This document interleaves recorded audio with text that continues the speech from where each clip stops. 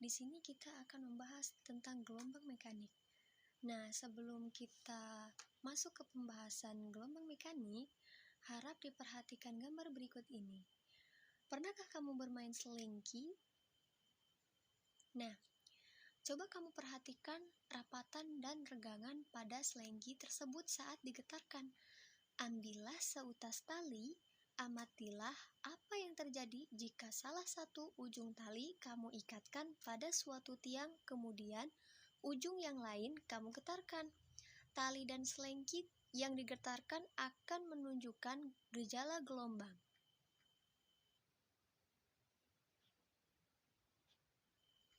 Nah, apakah itu gelombang?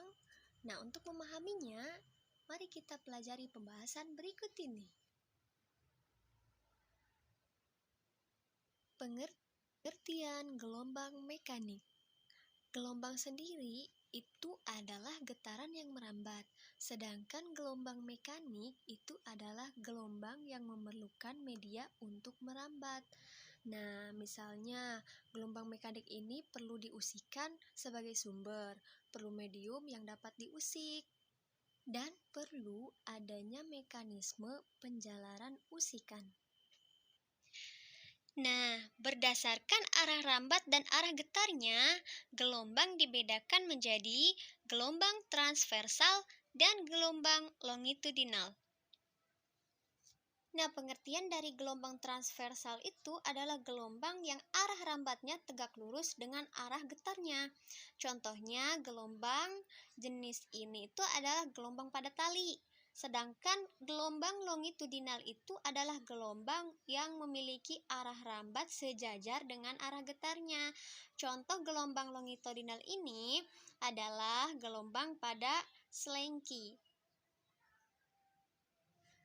Sebelum kita membahas lebih lanjut tentang konsep gelombang mekanik, akan lebih baik bila kita mengetahui istilah-istilah yang berhubungan dengan gelombang, yaitu sebagai berikut. Nah, yang pertama itu adalah panjang gelombang. Untuk memahami pengertian panjang gelombang, perhatikanlah gambar berikut. Nah, di sana ada titik A, B, C, dan EFG adalah bukit gelombang. CDE dan GHI adalah lembah gelombang. Titik B dan F adalah puncak gelombang. Titik D dan H adalah dasar gelombang. Nah, di sana ada titik A, B, C, D, E, F, G, H, I, dan seterusnya itu adalah satu gelombang. Atau bisa disebut di sana ada satu bukit dan satu lembah. Itu disebut satu gelombang. Nah, panjang dari A sampai E, B sampai F, C sampai G, D sampai H, dan seterusnya adalah panjang satu gelombang atau sering disebut panjang gelombang. Dibaca juga lambda. Nah, sedangkan untuk gelombang longitudinal, panjang satu gelombang adalah panjang satu rapatan atau satu regangan, atau jarak antara dua rapatan yang berurutan, atau jarak antara dua regangan yang berurutan, seperti pada gambar di atas. Nah, yang kedua yaitu periode gelombang, atau lambangnya itu T, yaitu waktu yang diperlukan untuk menempuh satu gelombang. Yang ketiga ada frekuensi gelombang, lambangnya F, yaitu jumlah gelombang setiap sekon. Nah, yang keempat yaitu cepat rambat gelombang, yaitu jarak yang ditempuh gelombang tiap sekonnya. Oke, secara matematis, cepat rambat gelombang itu dirumuskan dengan V sama dengan S per T. Nah, sekarang yaitu membahas tentang ciri-ciri gelombang. Nah, ciri-ciri gelombang ini yang pertama itu adalah dapat dipantulkan atau dapat dicerminkan. Untuk peristiwa pemantulan gelombang ini telah dikenal pada saat mempelajari optik geometri di kelas 10. Pada peristiwa ini berlaku hukum pemantulan menurut Snellius. Pada peristiwa pemantulan gelombang akan berlaku hukum pemantulan gelombang, yaitu sudut pantul sama dengan sudut datang. Artinya, ketika berkas gelombang datang membentuk sudut theta terhadap garis normal, garis yang tegak lurus permukaan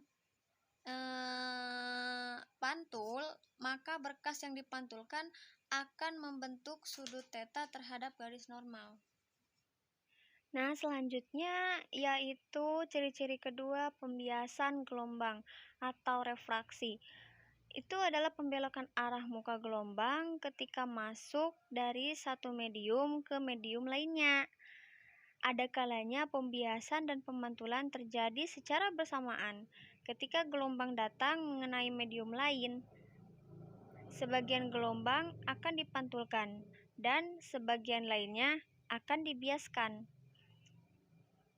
Refraksi terjadi karena gelombang memiliki kelajuan berbeda pada medium yang berbeda. Kita bahas satu persatu mulai dari refleksi atau pemantulan. Gelombang itu bisa dipantulkan. Contohnya seperti ini. Ini adalah gambar dari riak ya pada air. Jadi di sini kalau kalian lihat ini kan bidang pantulnya. Kemudian yang garis putus-putus ini adalah garis normal. Nah, prinsipnya adalah sudut datang sama dengan sudut pantul. Jadi di sini ini kan sudut gelombang datang. Dipantulkan oleh bidang pantul ke arah sana. Alfa atau sudut datang sama dengan beta atau sudut pantul. Jadi ini arah gelombang datang dan ini adalah arah gelombang pantul. Jadi ini adalah sifat gelombang yang pertama yaitu dapat dipantulkan. Sifat gelombang berikutnya adalah dapat mengalami pembiasan atau refraksi. Jadi contohnya seperti ini. Ini ada gelombang ya. Gelombang awalnya merambat pada medium pertama, kemudian ini garis ini adalah bidang batas antara medium pertama dan medium kedua yang memiliki perbedaan kerapatan. Jadi gelombang di sini mengalami pembiasan, arahnya berbelok seperti itu. Nah, contoh dalam kehidupan sehari-hari adalah kalau misalkan kita masukkan pensil ke sebuah gelas yang berisi air, maka kalau kalian lihat di sini pensil seakan-akan patah. Karena cahaya dari air ke udara itu mengalami pembiasan, berbelok seperti ini, sehingga pensil seakan-akan kelihatannya patah kalau kalian celupkan ke air. Contoh lain adalah di kolam renang ya. Di kolam renang itu kalian melihat dasar kolam renang itu kelihatan lebih dangkal daripada kenyataannya. Itu adalah contoh dari pembiasan gelombang. Dalam hal ini adalah pembiasan gelombang cahaya. Ya, dari pemantulan cahaya. Nah, kita bisa melihat di sini saya punya dua cermin pertama dan cermin kedua, di mana sudut antara cermin pertama dan cermin kedua bernilai 120 derajat. Dan kemudian saya punya sinar datang menuju pada cermin pertama. Nah, kita akan mencari sudut pantul theta R untuk cermin yang kedua. Nah, itu berapa ya? Kita lihat di sini ada dua cermin, berarti sinarnya akan dipantulkan sebanyak 2 kali.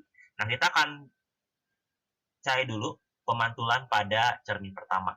Step satunya adalah menggambar garis normal. Jadi, di sini kita gambar garis normal. Nah, apa sih garis normal itu? Garis normal adalah garis yang tegak lurus sama bidangnya. Seperti ini, ya. Kita bisa melihat di sini bahwa kita bisa mencari sudut datang. Ingat, sudut datang adalah sudut antara garis normal dan sinar datangnya. Disebut sebagai theta I, ya. Theta I untuk yang pertama nih. Theta I-nya kita bisa hitung ya, tinggal mengurangi 90 derajat kurang 40. Karena tegak lurus, maka menjadi 50 derajat. Nah, setelah sinar datang ini menuju kepada cermin pertama, maka dia akan dipantulkan. Kita akan gambarkan pemantulan pada cermin pertama. Kira-kira seperti ini ya. Ini not for scale, ya, hanya untuk sketsa. Sesuai dengan hukum pemantulan, ya, di sini theta I, maka di sini adalah theta R, yaitu sudut pantulnya. Nah, sudut pantulnya sama dengan sudut datangnya, berarti sama-sama 50 derajat. Nah, ini untuk cermin yang pertama. Nah, sekarang kita akan mencari pemantulan pada cermin kedua. Kita gambar dulu garis normalnya. Ingat, garis normal adalah garis yang tegak lurus sama bidangnya, ya, tegak lurus sama bidangnya. Nah, kita lihat di sini, kita akan gambar sinar pantulnya. Nah, kira-kira seperti ini ya, not for scale. Nah, di sini kita bisa mencari terlebih dahulu sudut datangnya. Nah, gimana caranya? Kita start dari cermin pertama nih. Ya, cermin pertama. Theta R-nya 50 derajat, berarti sudut di sini 40 derajat ya. Kenapa 40 derajat? Karena tegak lurus dengan theta R. Kemudian kita bisa perhatikan segitiga berikut ya, segitiga ini. Kita gambarkan segitiganya. Nah, di sini 120 derajat, di sini 40 derajat. Nah, kita mau cari nilai X yang di sini berapa.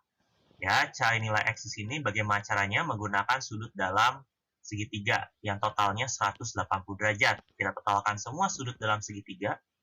40 ditambah 120 ditambah X itu harus bernilai 180 derajat.